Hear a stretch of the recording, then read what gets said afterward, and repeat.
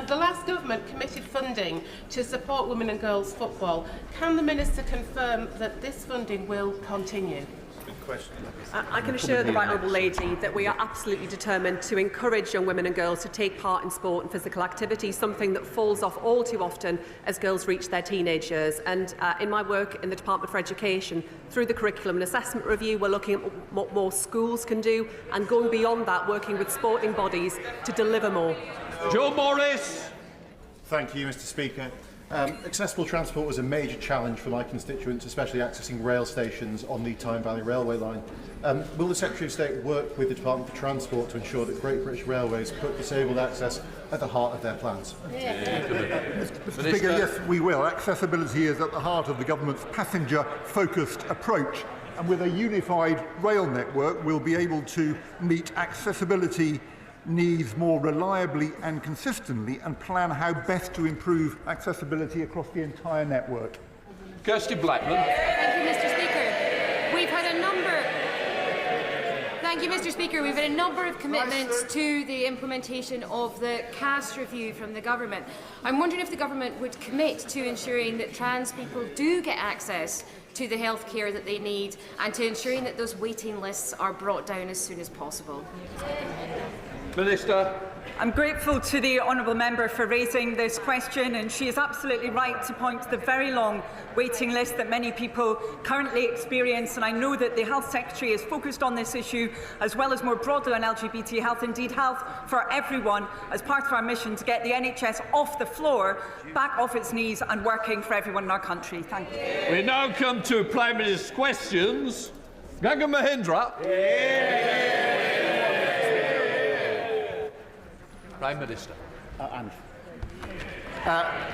Mr. Speaker, earlier this week, this House marked the one-year anniversary of the horrific attacks on October the 7th. And I take this opportunity to reiterate that the hostages must be released. And I reiterate our call for an immediate ceasefire in Gaza and Lebanon. Mr. Speaker, this week the government will deliver on our promise to the British people of the biggest upgrade to workers' rights in a generation. The Employment Rights Bill will ensure work pays, it'll forge a new partnership with business and reset the dreadful industrial relations that have cost our economy and our NHS so much in recent years. We are also preparing for the International Investment Summit next week, bringing hundreds of global CEOs to the UK and unlocking billions of pounds in investment. Mr. Speaker, this morning I had meetings with ministerial colleagues and others. In addition to my duties in this House, I shall have further such meetings later today. Gagan Mahindra. Thank you, Mr. Speaker. The commitment of £400 million in funding for a new hospital at Watford General was one of the many brilliant things of the previous Conservative government. And my good friend, the former Member of Parliament for Watford, Dean Russell, did, and would have been life-changing as well as life-saving for so many of my constituents. Why is the Prime Minister cancelling this funding commitment and spending billions of pounds giving pay rises to train drivers instead? Prime Minister. Because the promise of 40 new hospitals didn't involve 40, didn't involve hospitals, they weren't new and they weren't funded. Sarah Combs. One of the biggest issues in my West Bromwich constituency is poor access to GP services. Our GP satisfaction rate is 15% below the national average. So can I thank the government for their focus on improving this situation and ask the Prime Minister what the government's doing to make sure that everyone in West Bromwich can actually see their GP? Well, I thank her for her question. The most visible sign of failure of the last government was the NHS. And we are going to expand the role of community pharmacies and accelerate the rollout of independent prescribers. We need much more care to be delivered in local communities to spot problems earlier, and we'll train thousands more GPs. We were elected to change the country, and that means getting the NHS back on its feet. And my honourable friend, the Chancellor, will have much more to say about that in the budget, about fixing the foundations of our economy so we can put money in people's pockets, fix our public services and rebuild Britain. Leader of the Opposition, Rishi Sunak. Mr. Speaker, tomorrow the government will publish their anticipated changes to employment law. Given the weekend's events, when did the Prime Minister first become a convert to fire and rehire? Well, I'm very pleased and proud that tomorrow we will publish the bill which will be the biggest upgrade of workers' rights in a generation. And that'll do two things, Mr. Speaker. Firstly, it will give people basic dignity at work. And secondly, it will help grow our economy, something that the last government absolutely failed on for 14 long years. The opposition. Well, Mr. Speaker, when he talks about security at work, once again, it's one rule for him and another rule for everyone else. But I know that not everything or everyone has survived his first 100 days in government.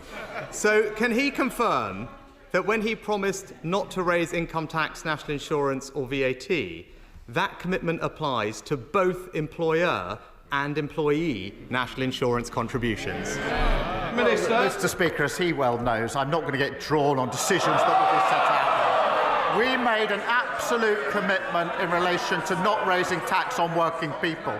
He, of course, was the expert's expert on raising taxes. And what did we get in return for it? We got a broken economy, broken public services, and a £22 billion black hole in the economy. We're here to stabilise the economy, and we will do so. Leader of the opposition. Mr. Speaker, I don't think even Lord Ali is buying any of that nonsense. But I'm not asking, Mr. Speaker. I'm not asking about the budget. I'm not asking about the budget. I'm asking specifically. I'm asking specifically about the promise he made to the British people. So let me ask him again, just to clarify his own promise. Does his commitment not to raise national insurance apply to both employee and employer national insurance contributions? We set out our promises in our manifesto.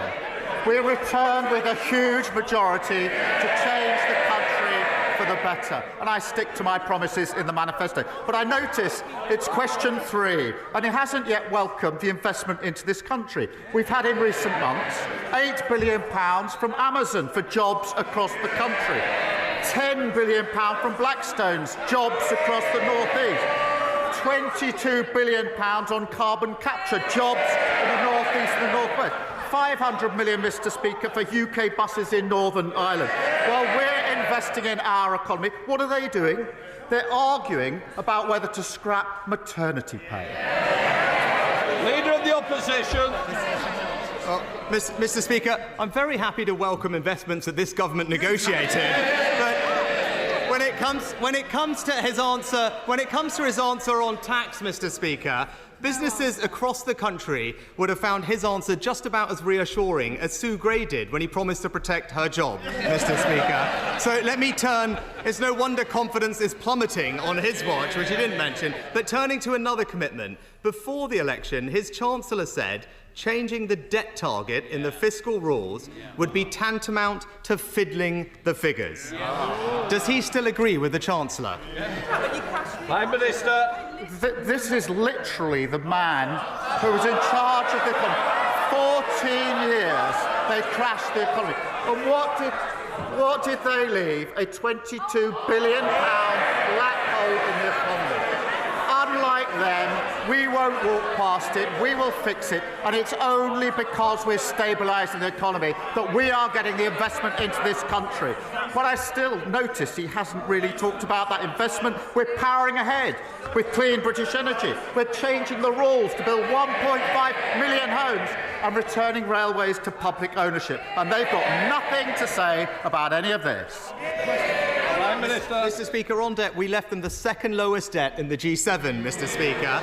And as the Institute of Fiscal Studies have said... Order. I will hear the Leader of the Opposition, Rishi Sunak. Mr. Speaker, as the Institute of Fiscal Studies have said, it's hard to escape the suspicion that the government is attracted to this change because it would allow for significantly more borrowing. Now, his Chancellor previously said that this change, and I quote her words, would be fiddling the figures. So it is a simple question: does he still agree with the Chancellor?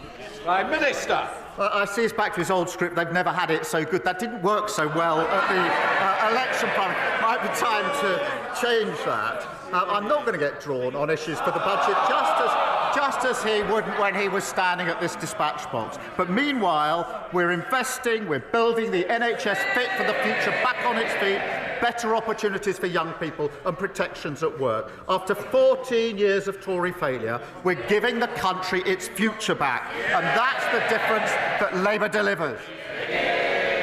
Mr. Speaker, it is clear he's opened the door to raising employer national insurance contributions, including on pensions, and fiddling the figures that he can borrow more. And he talks about what he's achieved. Well, economic confidence is plummeting, growth is now stalling, and the UK's borrowing costs are rising on his watch, Mr. Speaker. But, Mr. Speaker, can I close on another important topic? Because yesterday's intervention from the head of MI5 will have been sobering for the whole House, and not least his warning that Britain faces the most complex and interconnected threats in our country's history. Now, I know the Prime Minister will agree with me that we all owe our security services a debt of gratitude for what they do to keep us safe. But can the Prime Minister confirm that the forthcoming terrorism bill will give our security services the powers they need to tackle evolving threats? And I can assure him of our constructive support on these vital questions of national security in the same spirit that he provided that support to me. Prime Minister. Well, I can confirm that we will give the security forces and services the powers that they need, and I hope that is a shared objective across the House. They do an incredibly important job for us. But he talks about the economy. It's a real shame the party opposite can't simply... Well, he did at the beginning of his question a moment ago. Listen on. It's a shame they can't celebrate Britain's success under this government. Of course we've got to take tough decisions. But when investment is pouring in, as it has been in recent weeks, when the NHS strikes are coming to an end, when houses are getting built, we're delivering the biggest upgrade of workers' rights in a generation. It's time for them to accept that we're fixing the foundations. So whilst they fight amongst themselves in the comfort zone of unfunded promises, threatening to scrap the minimum wage, we're going to get on with the job of clearing up the mess that they made and fighting a better country that people are crying out for. Adam Jogi. Thank you, Mr. Speaker. Mr. Speaker, cancer is hard on the patient and it's hard on their families, as my family knows all too well this year. Can I ask the Prime Minister to commit to doing all he can to improve research, early diagnosis and patient care for those with cancer? And will he join me in thanking the NHS staff who've looked after my dad in recent weeks and thousands of cancer patients like him in Newcastle-on-Lyme and up and down our United Kingdom? Prime Minister. I was sorry to hear about my honourable friend's father, and I think we would all pass him our best wishes. Cancer is another example of the dreadful state the last government left the NHS in. The Darzi report published just a few weeks ago showed that some cancer standards have not been met since 2015, and no progress was made in diagnosing cancer at stage 1 and stage 2 between 2013 and 2021. So I'm really pleased that we've just announced £6.4 million research network developing new AI software to identify cancer early. We will get the NHS catching cancer on time, diagnosing it earlier and treating it faster. Leader of the Liberal Democrats, Sir Ed Davey. Thank you, Mr. Speaker. Across this House, we all agree that we need to get our economy growing strongly again so we can improve people's lives and raise the money for our public services. Liberal Democrats believe that one of the best ways of doing that is to improve our relationship with our European neighbours on things like trade, and I welcome the fact that the Prime Minister has made this a priority in his first few weeks. But what I just don't understand is that he's ruled out negotiating a youth mobility scheme with our European partners. This could be so good for young people, for businesses, and for re-establishing that relationship. So will he reconsider this?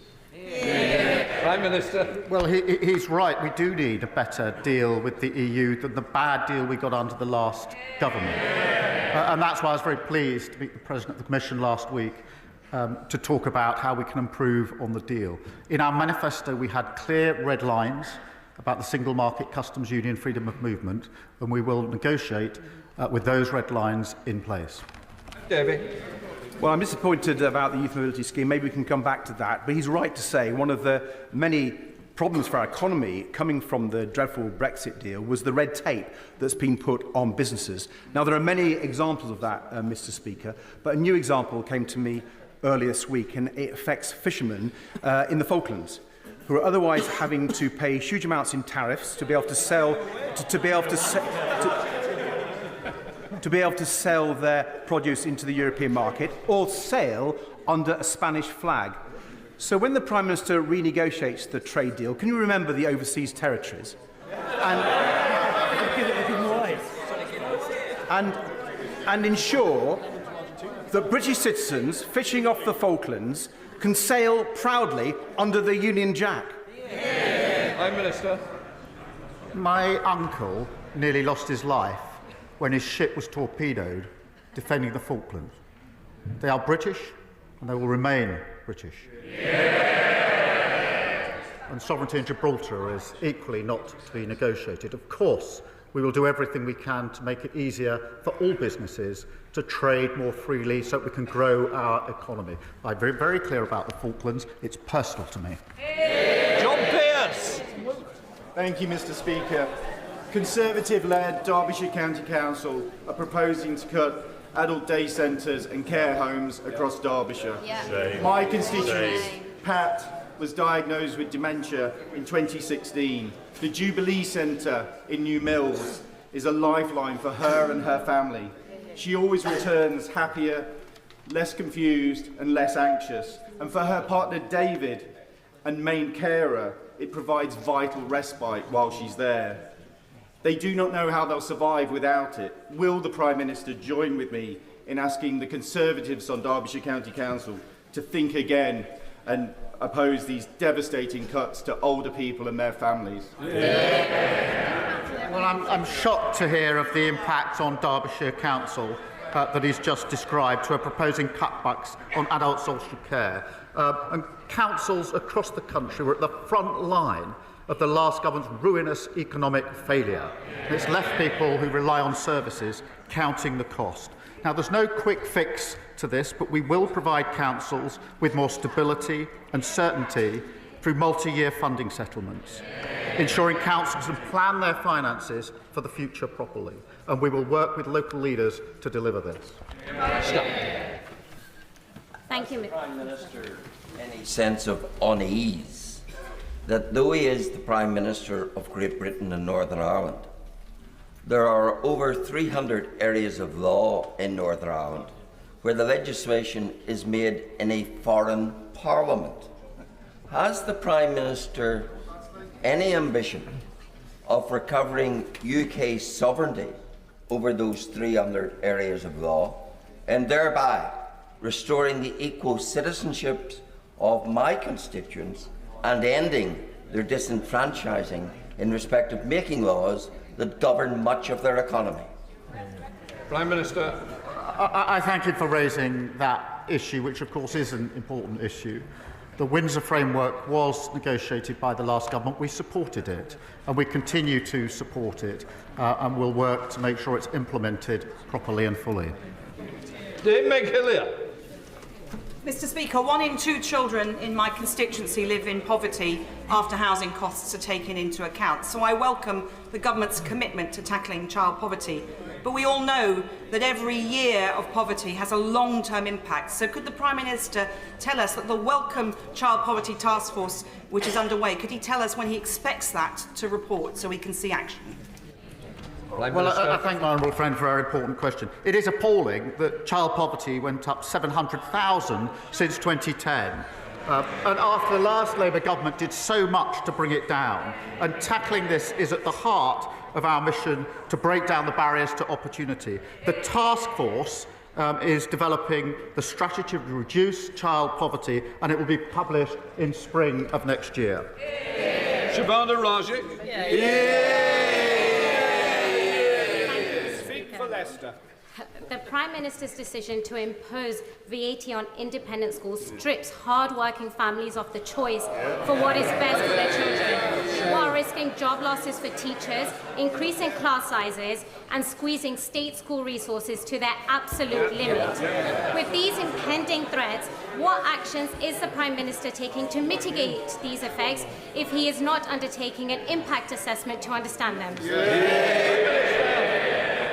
Look, I do understand that many parents across the country save hard to be able to send their children to private school because they have aspiration for their children. So does every parent who sends their children to a state school. And the problem we have is we don't have enough teachers in key subjects in our state secondary school. Now, the party opposite may be prepared to tolerate that. I'm not. And that's why we've made this change to fund 6,500 teachers. And they chunter on. But they have to answer the question, which none of them are answering. If they're not going to make this change, are they going to leave our state secondaries without the teachers they need? Or are they going to cut the education budget by £1.5 billion? Which is it? Alex McIntyre.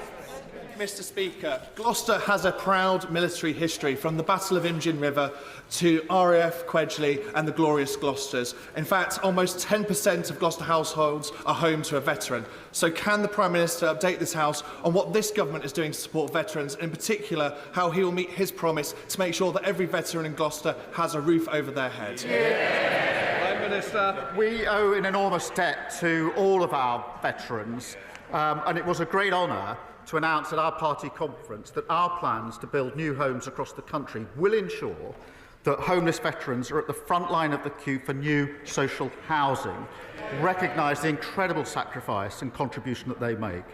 We will repay all those who served us and house all veterans in housing needs, ensuring homes are there for heroes.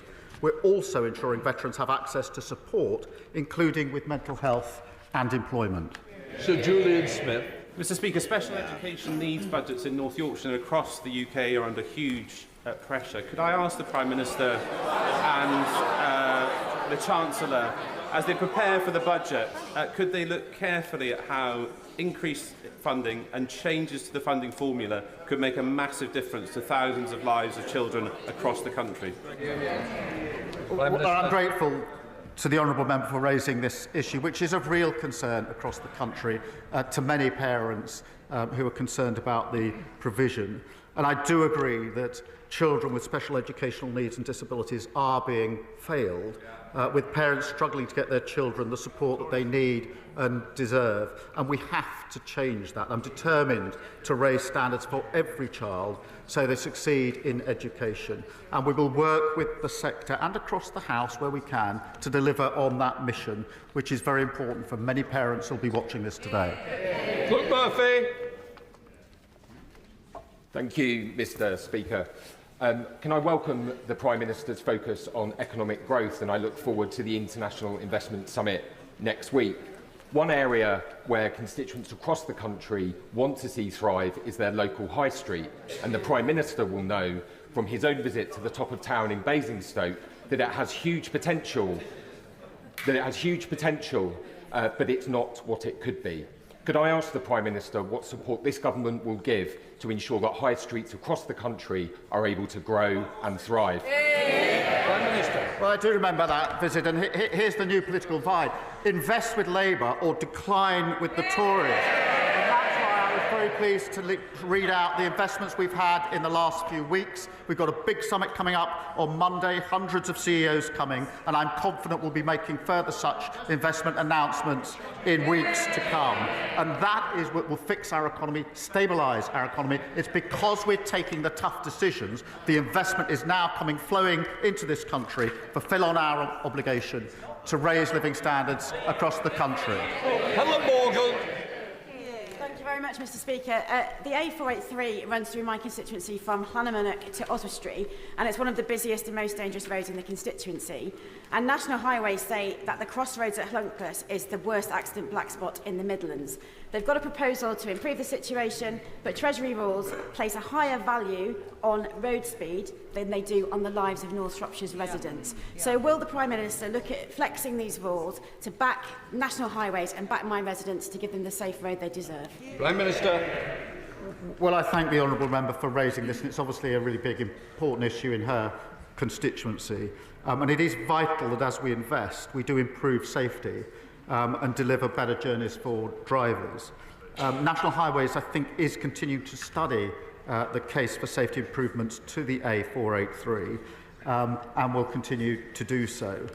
Decisions, as she probably knows, will be set out under the third road investment strategy.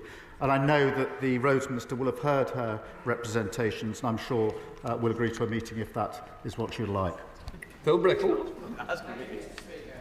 Bolton Hospice provides vital services to individuals with life-limiting conditions. Yet, like hospices across the country, it faces a difficult financial future and is reliant on fundraising, including the kind donations I was able to raise when I climbed Mount Kilimanjaro last year, and from the campaign run by the local paper, the Bolton News.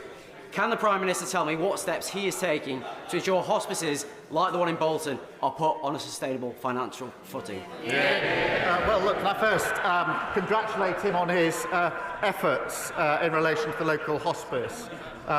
We want everyone to have access to high-quality care and end-of-life care. And that is why we require all local NHS bodies to commission services from hospices to meet the needs of their local populations. Most hospices are charitable, independent organisations who also receive funding for providing NHS services. We have inherited a huge problem with the £22 billion black hole, but nonetheless, we are determined to move forward on this. Mr Speaker, since the signing of the Belfast Agreement in 1998, more people in Northern Ireland have now sadly lost their lives to suicide than those that were killed during the 30 years of the Troubles. Would the Prime Minister agree that the challenges with poor mental health in Northern Ireland, some of which are directly related to the violence of our past, is a unique and pressing legacy of the Troubles? So would he therefore commit to tasking his government to work collaboratively with the Department of Health in Northern Ireland to explore how these issues can be properly recognised and resolved? Well, I thank him for raising this important issue. I do know firsthand the deep impact that the Troubles have had on so many in Northern Ireland, and we must ensure that those with mental health issues receive the support and the care that they need. Now, public services obviously devolved in Northern Ireland, but we will work with the executive and leaders to support them in delivering better outcomes, which is why my Secretary of State for Health spoke to the Health Minister in Northern Ireland in the first week he was in the department. And I'm sure that he'd be prepared to follow up should the honourable member wish so. Joe Morris. Thank you, Mr Speaker. In my constituency of Hexham, frightened parents and their families are having to fight tooth and nail and travel extremely long distances to secure fair treatment and full education for their children. Can the Prime Minister outline the steps that the government will take to improve outcomes and results for SEND families, particularly in the most rural parts of the North East? Prime Minister. Well, I thank him for his question. I think this reinforces that the SEND provisions were a failure of the last government, particularly in rural communities. This has come from both sides of the House. It's a really important issue. We have a duty now to pick this up and to ensure that all children with SEND receive the right support to succeed in their education, and we will continue to do so. David Davis. On the assisted dying private members' bill, the government's quite rightly staying neutral. But the real issue with that bill is the time constraints of private legislation make it very difficult to get it right first time. If we get this wrong first time, the consequences are too terrible to contemplate. In 1967, the government of the day gave the government time to allow David Steele's abortion bill to go through. Would the Prime Minister commit to giving extra time out of government time to this bill to ensure that we get this right first time. Prime Minister. I thank him for raising this question on a really important issue. And I do understand there are strongly held views across the House and on both sides and within both sides, if I can put it in that way. I do agree with him that it is important that we ensure that any change to the law, if there is to be one, is effective. Now, if this House gives the bill a second reading, it will, of course, then go to the committee as usual, which will allow that more detailed scrutiny. But we do need the discussion more broadly on this important issue. No law. With shared prosperity funding drawing to a close and Cornwall having some of the greatest potential in Europe in critical minerals and renewable energy, it's time for our aspiring Celtic tiger to identify much more strategic sources of investment funding which take us away from the short-termist begging bowl politics of the last decade. Will the Prime Minister meet with the Cornish MPs to discuss the future of industrial and social funding in Cornwall? Minister. Well, my honourable friend is a proud Cornish MP and is absolutely right that economic growth must be spread across the country. It cannot simply be focused in the South East and London. And he'll have seen today, no doubt, the Floating Offshore Wind Task Force report, which sets out that the UK's industry can support tens of thousands of jobs, including huge opportunities, job opportunities in the South West. And I will ensure that a meeting is arranged with him, with the appropriate minister. Wendy Chamberlain. That affects thousands of children potentially across the UK. I first raised it in this chamber 18 months ago when I heard about the devastating impact from a constituent. Does the Prime Minister agree with me that it should not be for a charity to fund the pathway analysis and research that is needed to ensure that people and children get the support that they need? And will he help facilitate a meeting for me with the charity and the Department for Health? Prime Minister. Well, can I first thank her for raising this important issue and reminding the House of the impact that it has. And certainly, I think I can arrange that meeting so we can take that further forward. Thank you. Murray Kelly-Ford. Thank you, Mr. Speaker. Constituents in the City of Durham are anxious about the financial situation at Durham County Council. The Tories' unfair funding formula has seen essential public services hollowed out, such as social care, whilst the demand is increasing. So what assurances can the Prime Minister give me that essential services will be restored and that a new funding formula will be genuinely a fair one, focusing on the needs of my constituents, especially the most vulnerable? Prime Minister. Well, she highlights yet another failing of the last government, because successive years of underfunding have left councils experiencing significant budget pressures, and that's felt by constituents and residents and individuals across the country. This government will clear up the mess, will get councils back on their feet. Partly, multi-year funding settlements will help to allow longer-term work to be done. But we recognise the importance of councils. They know their communities best, and with greater stability we can support them in ensuring the service that they provide gets to the people that need it. Caroline Dinich. In April, over 50 homes and businesses in Gosport found themselves underwater when Storm Pyrrhic hit. Some have still not been able to return to their properties, and it's now been upgraded to a 1 in 20-year risk. We still haven't had a decision from the Environment Agency about flood and coastal erosion risk management funding, which we've applied for, and despite requests, I still haven't been able to secure a meeting with his DEFRA team. Winter is coming. My constituents are worried. When is he going to grip this? Prime Minister. Well, look, this is a really important issue in terms of... Well, look, we're not going to take lessons from the party opposite. Year after year after year, we visited constituencies and areas which were flooded because there'd been a failure to take adequate protection. So I won't take lectures. What I said in the election campaign is that we would set up a flood resilience task force to get ahead of this. We will do that, and I'll ensure that she can get such further information as she needs. Dawn Butler, final question. Thank you, Mr. Speaker. October is Black History Month, And the theme this year is reclaiming the narrative. I want to thank Mr. Speaker for the event that you will be doing in your apartments with the Temptations and the Prime Minister. The Temptations tribute band. And the Prime Minister will be having an event in number 10 this evening. Will the Prime Minister agree with me that it's important that we continue to have a debate on the floor of this House in government's time on Black History Month? Prime Minister. Well, I'm not sure just at the moment going to something that's labelled Temptations is quite where I need to go. Look, this is a really important initiative. There will be. It is important it's being marked, and I'm very pleased to be hosting the event this evening, to which I think she is coming. Thank you. Right, that completes Prime Minister's questions.